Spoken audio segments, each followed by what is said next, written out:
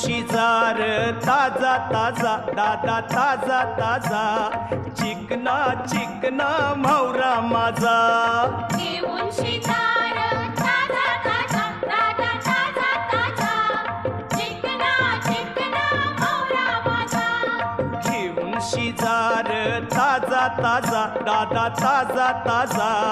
चिकना चिकना म्हावरा माझा घेऊन शिजार ताजा ताजा दादा ताजा ताजा चिकना चिकना म्हावरा माझा